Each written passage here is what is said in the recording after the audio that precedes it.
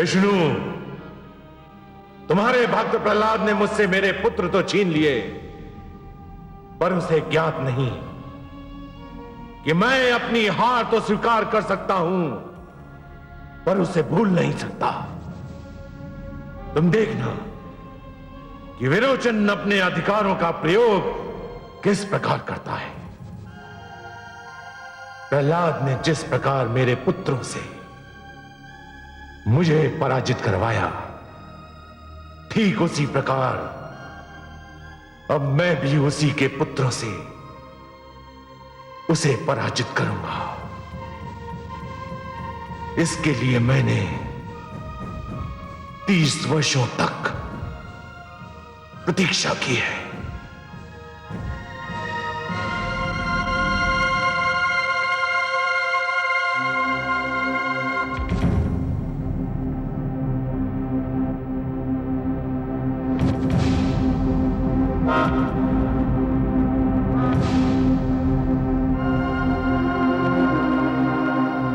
राजकुमार विरोचन सभागार में पधार रहे हैं।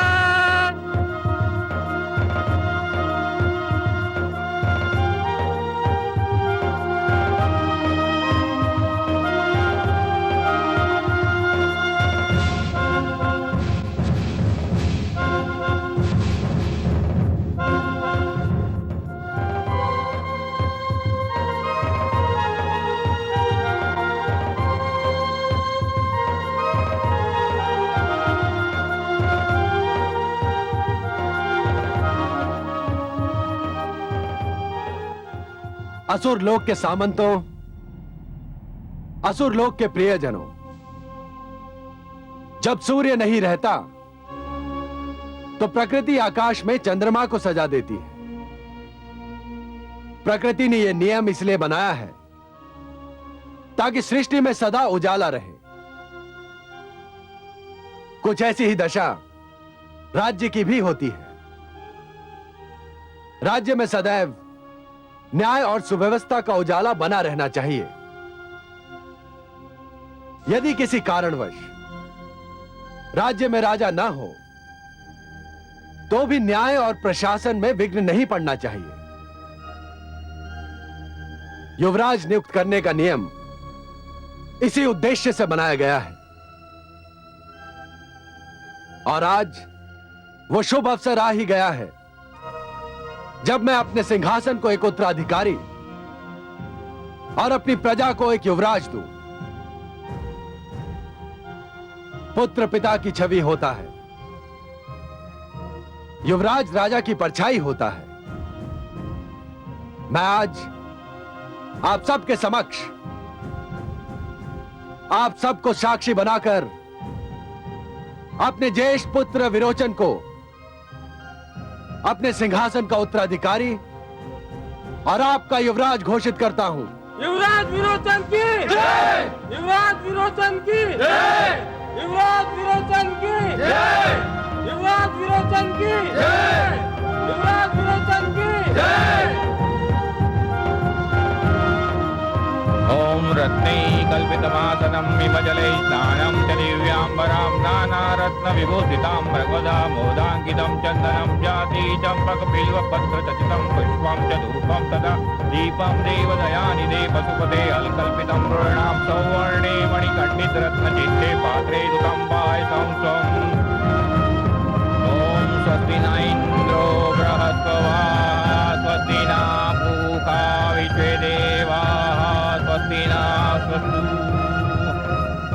ओम रत्ने कल्पितमासनं विमजलै स्नानं च दिव्याम्बरं नानारत्न विभूषितां नर्मदा मोदाङ्कितं चन्दनं जाति चम्पकबिल्वपत्रचचितं पुष्पं च धूपं तथा दीपं देवदयानिधे पशुपते अलकल्पितं पूर्णां सौवर्णे मणिकण्डितरत्नचित्ते पात्रे दुतं पायसं भक्तं पञ्चविधि पयोदुतं रम्भाफलं पानकं शाकानाय मयुज्जलम्। यशस्वी भाव।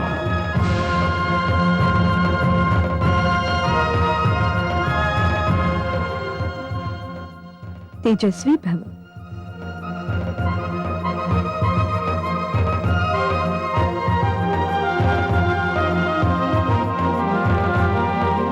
दीर्घायु भव पौत्र।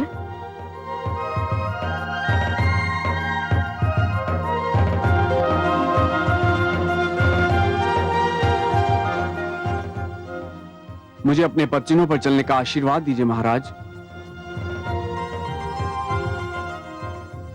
मेरा आशीर्वाद सदा तुम्हारे साथ है पुत्र, परंतु अधिक आवश्यक यह है कि तुम प्रजा का भी आशीर्वाद प्राप्त करो और उसे आश्वस्त कराओ कि तुम उसे न्याय दोगे, सुरक्षा दोगे, संरक्षण दोगे।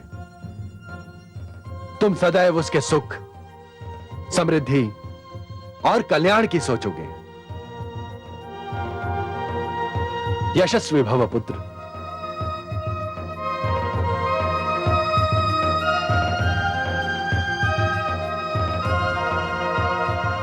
असुर लोक के प्रियजनों, मैं वचन देता हूं, मैं असुर लोक की महानता और कीर्ति बनाए रखने के लिए सदैव अपने उन अधिकारों का प्रयोग करूंगा जो मुझे युवराज होने के नाते दिए गए हैं। मैं इस राज्य की शक्ति में समृद्धि, वृद्धि और ख्याति के लिए सदैव तन मन से तत्पर रहूंगा। युवराज विरोचन की जय! युवराज विरोचन की जय! युवराज विरोचन की जय! युवराज विरोचन की जय! युवराज विरोचन की जय! पुत्र विरोचन, मैंने तुम्हें जन्म अवश्य दिया है, किंतु तुम्हें शिक्षा गुरुदेव शुक्राचार्य ने दी है। और शिक्षा सृष्टि का महानतम धन है। तुम मेरा अंश अवश्य हो, पर ज्ञान का जो अंश तुम्हें मिला है वो गुरुदेव शुक्राचार्य से मिला है। तुम उनसे मार्गदर्शन मांगो। मैंने तुम्हें अधिकार दिए हैं, वो तुम्हें युवराज धर्म का मार्ग दर्शाएंगे।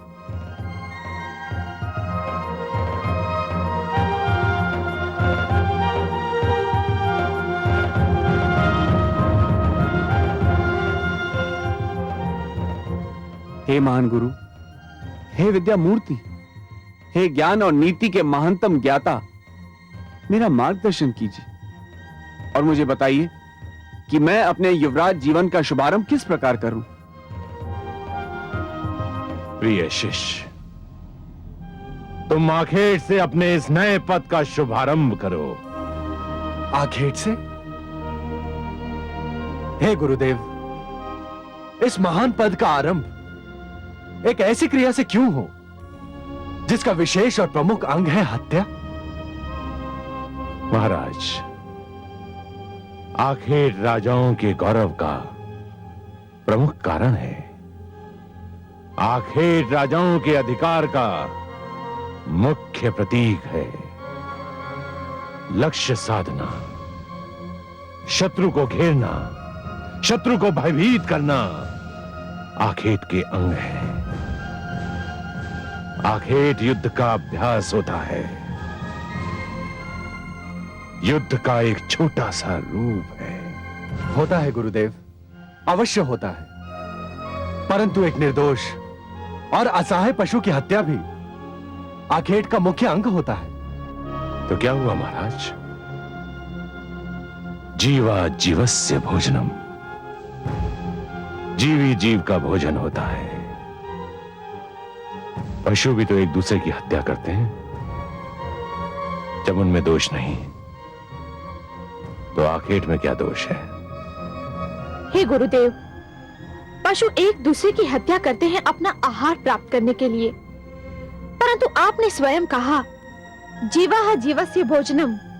प्रकृति ने एक पशु को दूसरे पशु का आहार बनाया है, परंतु आहार के लिए पशु की हत्या करना और अपने मन बहलावे के लिए पशु की हत्या करने में अंतर है। नहीं राजमाता, नहीं। राजा यदि न्याय देता है तो दंड भी देता है। उचित समय पर विनम्रता का प्रदर्शन करता है तो उचित समय पर कठोरता का प्रमाण भी देता है। राजा में यदि प्रजापालन का गुण होना चाहिए तो एक वधिक की प्रवृत्ति भी होनी चाहिए। आखेट इसी प्रवृत्ति को जन्म देता है। गुरु की आज्ञा का पालन करना मेरा धर्म है और मैं इस आदेश का पालन अवश्य करूंगा। यशस्वी भाव। हे कमल नयन, दैत्य गुरु शुक्राचार्य ये कैसी शिक्षा दे रहे हैं? वो मेरे पौत्र को हत्या और हिंसा का मार्ग दिखा रहे हैं। महादेवी, हिंसा की प्रवृत्ति तो प्राणियों के जीवन प्रणाली में बसी हुई है। मानव समाज जब तक हिंसा से घृणा करने का गुण उत्पन्न नहीं करता, तब तक वो किसी न किसी रूप में हिंसा का प्रयोग करता रहेगा। कभी राज्य के नाम पर, कभी युद्ध के नाम पर, कभी अधिकार के नाम पर और यदि कुछ भी नहीं तो आखेट के नाम पर। महादेवी, जिस दिन मानवीय मन से स्वार्थ नाम का रोग निकल जाएगा ना, उस दिन हिंसा भी समाप्त हो जाएगी और फिर शुक्राचार्य जैसे गुरुओं की आवश्यकता भी समाप्त हो जाएगी। तो क्या पौत्र विरोचन पुत्र प्रहलाद के पदचिन्हों पर नहीं चल पाएगा? महादेवी, जिस प्रकार पहले अंकुर जन्म लेता है, फिर वही अंकुर पौधा बन जाता है, पौधा वृक्ष में परिवर्तित होता है और तब जाकर वृक्ष में फल आते हैं, उसी प्रकार सबसे पहले मन में सुंदर विचारों का जन्म होता है, फिर वही सुंदर विचार मन में भक्ति को जन्म देते हैं और तब जाकर भक्ति जीवन के सुंदर नियम उत्पन्न करती है। महादेवी, प्रहलाद ने जिस भक्ति की प्रवृत्ति को जन्म दिया है, उसे जीवन का नियम बनने में अभी देर है। आसुरी प्रवृत्तियां इतनी सरलता से पीछा नहीं छोड़ेंगी, उन्हें दूर करने में कई पीढ़ियां बीत जाएंगी। महादेवी, महादेवी, असुर राजवंश में हिरण्यकशिपु के अहंकार और प्रहलाद की भक्ति के बीच एक मौन युद्ध चल रहा है। अब देखना यह है कि जीत किसकी होती है, हिरण्यकशिपु के अहंकार की या प्रहलाद की भक्ति की।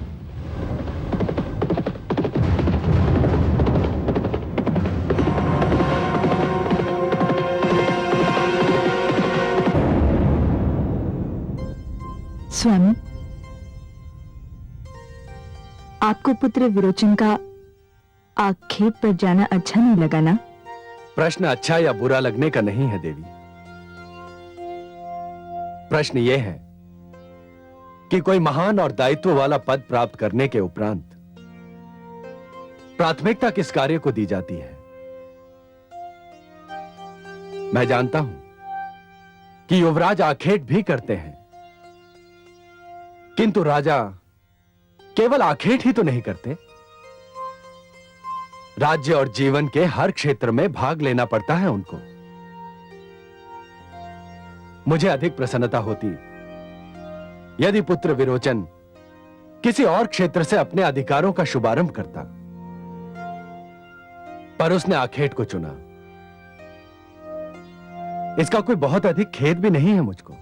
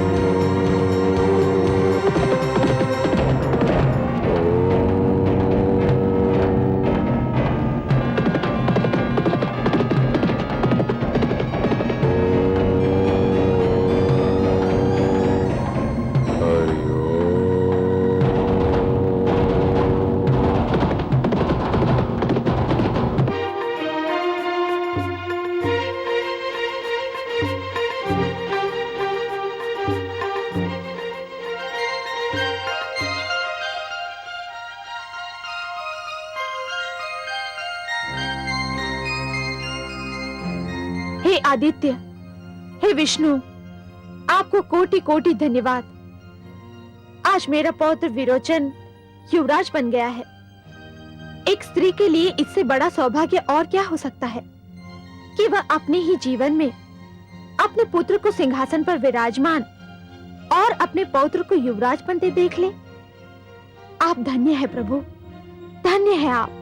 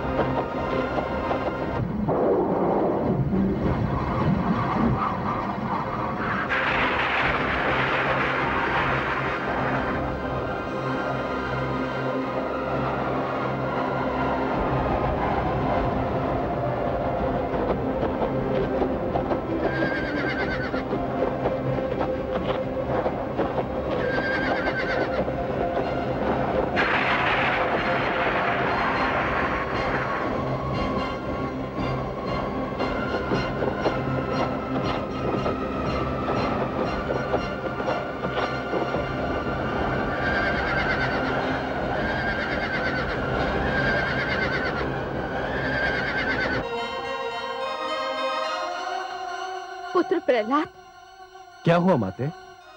आप बहुत घबराई हुई माताश्री, सब कुशल तो है ना?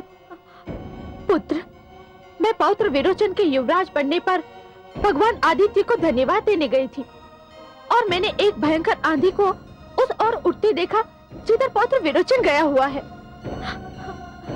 इतनी भयंकर गरज और चमक हो रही थी कि मैं घबरा गई। तो क्या हुआ माते?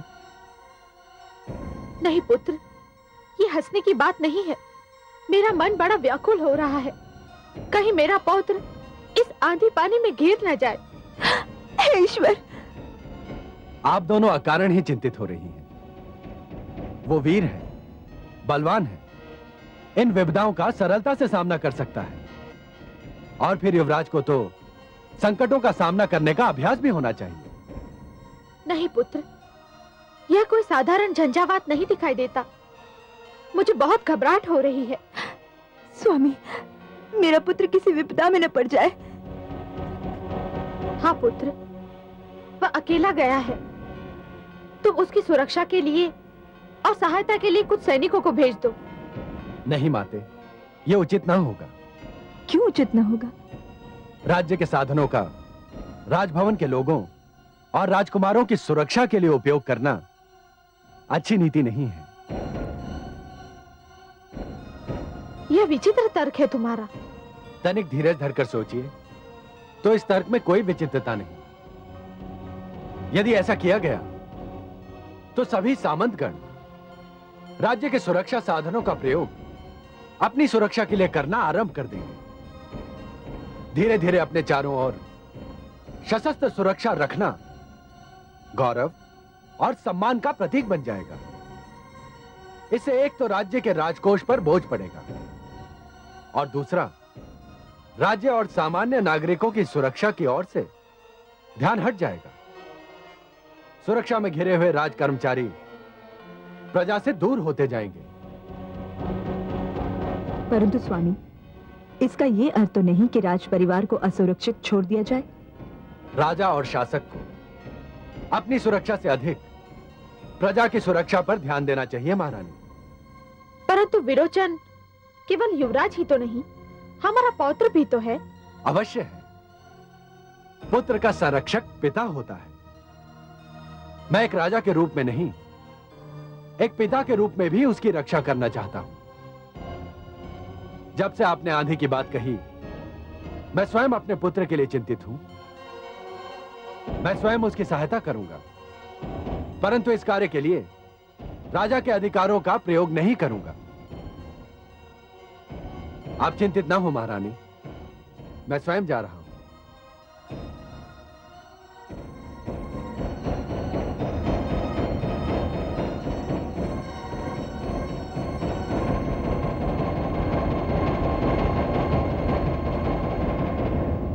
देखा आपने कमल नयन, पुत्र प्रहलाद ने क्या किया? क्या किया महादेवी? पुत्र की रक्षा के लिए इतने भयानक झंझावात में स्वयं राजभवन से निकल पड़ा। तो ये तो बहुत अच्छी बात है। आपको तो प्रसन्न होना चाहिए कि आपके पुत्र ने पितृधर्म का निर्वाह किया। मानती हूँ कमल नयन, परंतु पुत्र प्रहलाद को अपने प्राण संकट में डालने के स्थान पर सैनिकों को सहायता के लिए भेज देना चाहिए था। इस विषय में मैं कयादू और धृति से सहमत हूँ। और इस विषय में मैं आपके पुत्र प्रहलाद से पूर्णतया सहमत हूँ। क्यों? क्यों? सुना नहीं आपने उसका तर्क? उसके तर्क में कितना बल है। महादेवी, राजा केवल अपने पुत्र का पिता नहीं होता, समस्त प्रजा का पिता होता है। समस्त प्रजा की संतान उसकी अपनी संतान होती है। राजा ईश्वर का प्रतिनिधि होता है। इसलिए जिस प्रकार ईश्वर समस्त संसार की रक्षा करते हैं, उसी प्रकार राजा को भी अपनी प्रजा की रक्षा करनी चाहिए। सैनिक और सेना का बल तो प्रजा की रक्षा के लिए, राज्य की रक्षा के लिए और राष्ट्र की सुरक्षा के लिए होता है महादेवी। उनका प्रयोग अपनी सुरक्षा और अपने परिवार की सुरक्षा के लिए करना सर्वथा अनुचित है। शासकों, सामंतों और राज्य कर्मचारियों को सशस्त्र सैनिकों के बीच घिरा हुआ देखकर प्रजा उनके पास जाते डरेगी, और यदि प्रजा उनके पास जाएगी ही नहीं तो प्रजा की विपदा का उन्हें ज्ञान कैसे होगा? और यह तो कोई अच्छी नीति नहीं हुई महादेवी। आपका पुत्र जो कर रहा है वही उचित है। मुझे भी अब अपने पुत्र के तर्क के बल का आभास हो रहा है। वास्तव में राजा बनने के उपरांत भी उसकी विनम्रता में कोई कमी नहीं आई, पर उसे संकट में घिरता पाकर मेरी चिंताएं भी स्वाभाविक हैं। हाँ महादेवी, जानता हूं कि आप नारी हैं, एक माता हैं, और इसीलिए अपने पुत्रों के लिए चिंता करना स्वाभाविक है। परंतु यही तो आपकी महानता का प्रमाण भी है।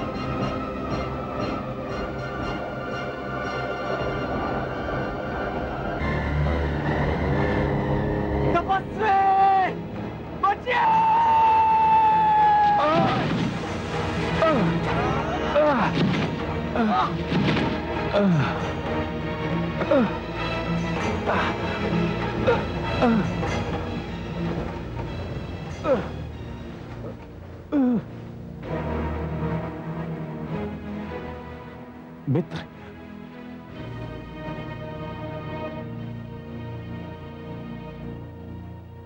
आप कौन हैं और इस घने वन में क्या कर रहे हैं? मैं ऋषि अंगिरा का पुत्र सुधन्वा हूं। पिताश्री का आदेश था कि मैं एकांत में जाकर तपस्या करूं। इसी उद्देश्य से मैं आज ही वन में आया था। परंतु आप कौन हैं? मैं असुर सम्राट प्रहलाद का पुत्र युवराज विरोचन हूं। आपकी वेशभूषा को देखकर मेरा यही अनुमान था। परंतु युवराज, आप और इस वन में? आखेट मैं भी अपने गुरु शुक्राचार्य के आदेश पर अपने युवराज पद का आरंभ आखेट से करना चाहता था, किंतु यहां पर आते ही भयंकर वर्षा ने घेर लिया। अरे, आप तो मुझे बचाते हुए घायल हो गए। घायल तो आप भी हो गए मित्र।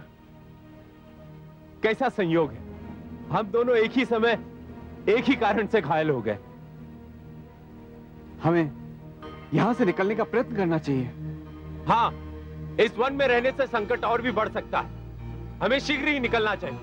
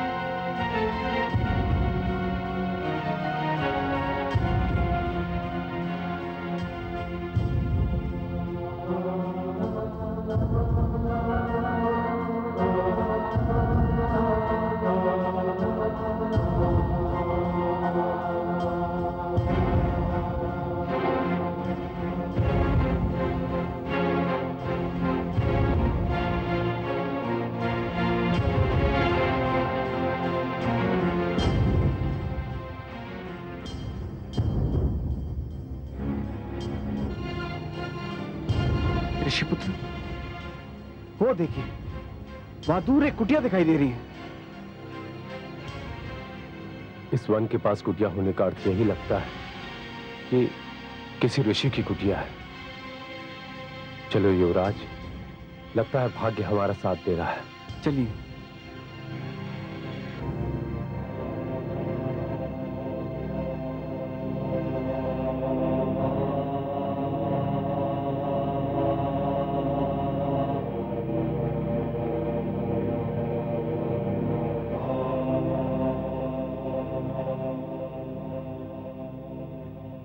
कोई है?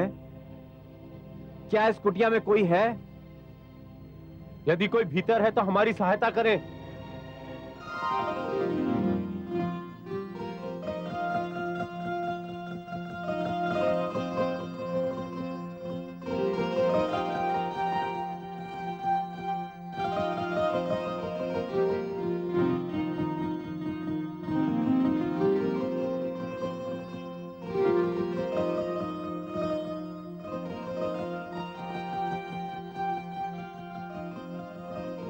अरे, आप दोनों तो बहुत घायल हैं। शीघ्र भीतर आइए, आपके घावों पर लेप लगाने की आवश्यकता है। पधारिए अतिथिगण, घबराइए मत, आइए।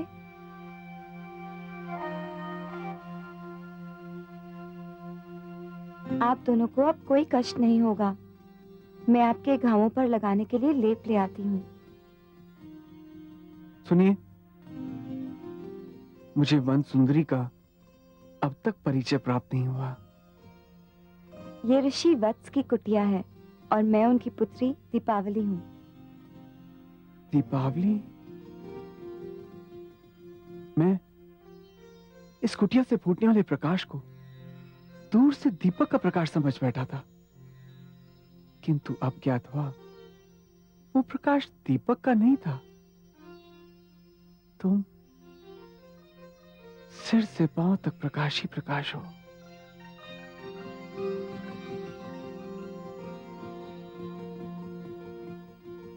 जिसने भी तुम्हारा नाम दीपावली रखा है, बहुत सोच समझ के रखा है।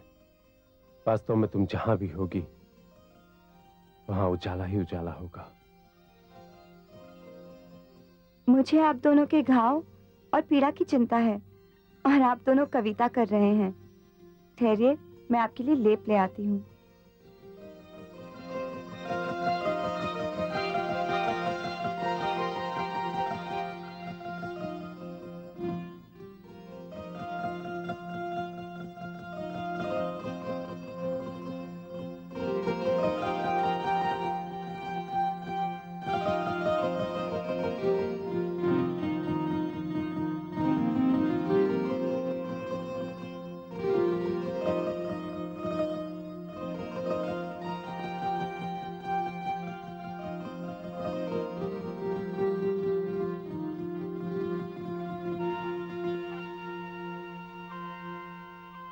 मुझे अब तक अतिथिगण का परिचय मिलने का सौभाग्य प्राप्त नहीं हुआ। बस आप दोनों को देखकर यह अनुमान अवश्य होता है कि आप में से एक राजकुमार और दूसरा ऋषि है, पर इतना जान लेना तो पर्याप्त नहीं। मैं असुर सम्राट प्रहलाद का पुत्र युवराज विरोचन हूं।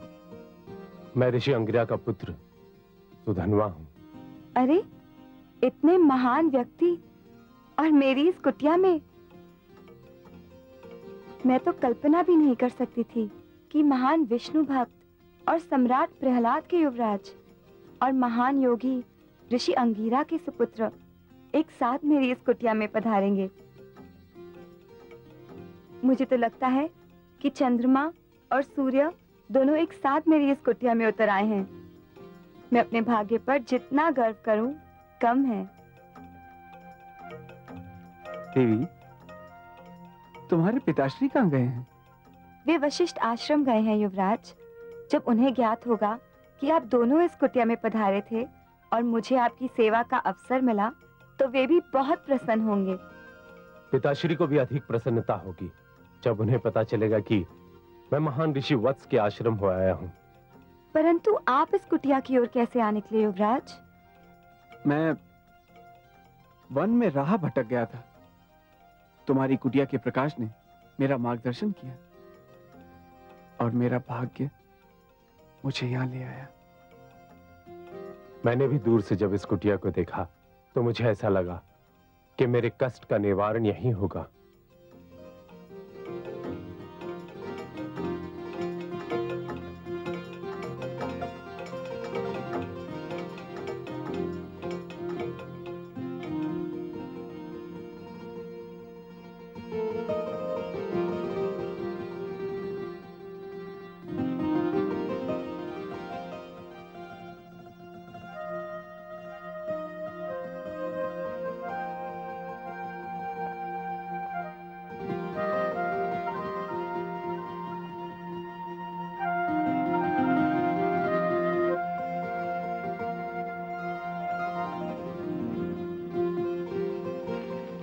भद्रं कर्णैर्विशृणुयाम देवः भद्रं पश्येमाक्षभिर्यजत्राः स्थिरैरङ्गैस्तुष्ट्वाग्रं तस्तनूभिर्व्यसेमहि देवहितं यदायुः ॐ हरिमणं देवं सन्नि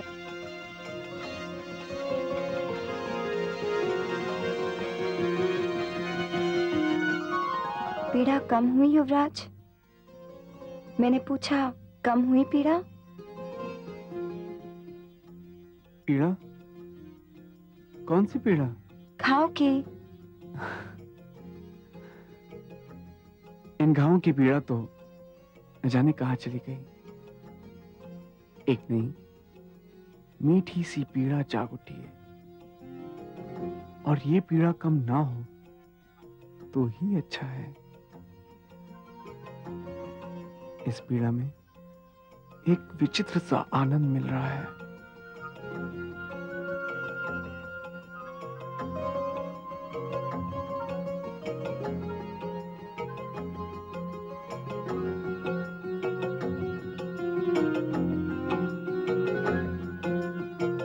लाइए, आपके घाव पर भी लेप लगा दूं।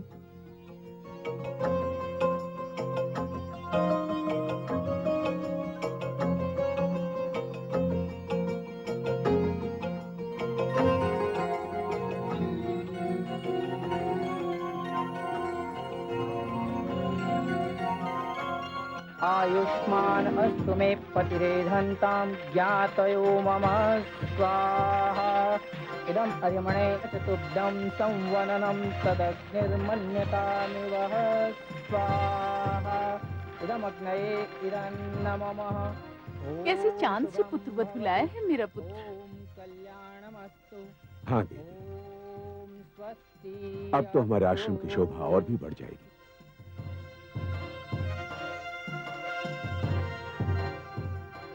अब कैसा लग रहा है ऋषिपुत्र?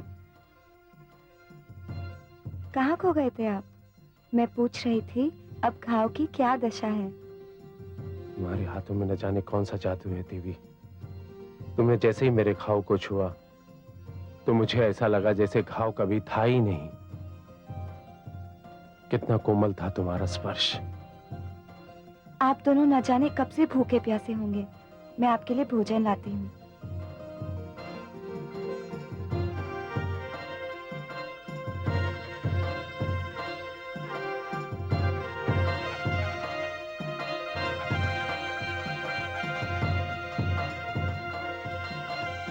भोजन ग्रहण कीजिए अतिथिगण।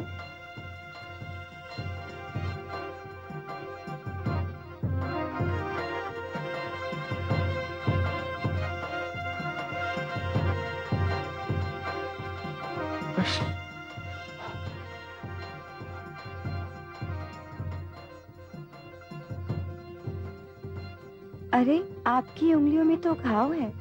लाइए, स्वयं मैं खिलाती हूँ।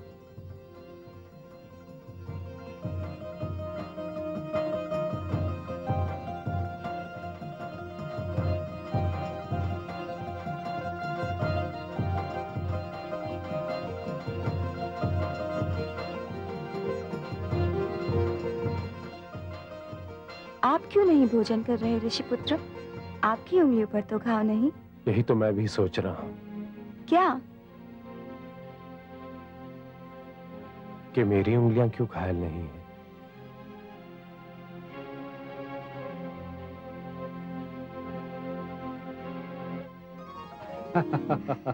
देखिए आपने प्रेम की लीला महादेवी। मैं तो इसमें भी आप ही की लीला देख रही हूँ कमल नयन। मैंने तो सृष्टि की नींव ही प्रेम पर रखी है महादेवी। जब ब्रह्मा ने मनु और शतरूपा को जन्म दिया था तो मैंने उन दोनों के मन में चुपके से प्रेम की भावना को डाल दिया था। प्रेम जीवन की महान शक्ति है, महान प्रेरणा है। प्रेम मन में विनम्रता, विचारों को सहनशीलता और जीवन को दुख झेलने की क्षमता देता है।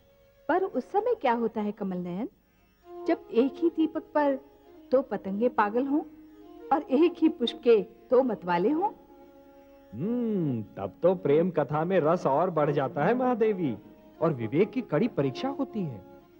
तभी तो अवसर मिलता है ये देखने का कि कौन स्वार्थी है और कौन त्याग कर सकता है, कौन प्रेम को शक्ति से जीतना चाहता है और कौन प्रेम को केवल प्रेम से जीतना चाहता है। न जाने विरोचन और सुधन्वा में से दीपावली का प्रेम कौन जीत पाता है। ये तो ब्रह्मा ही जाने। आप तो बस उनके प्रेम की सुंदर लीला को देखती रहिए।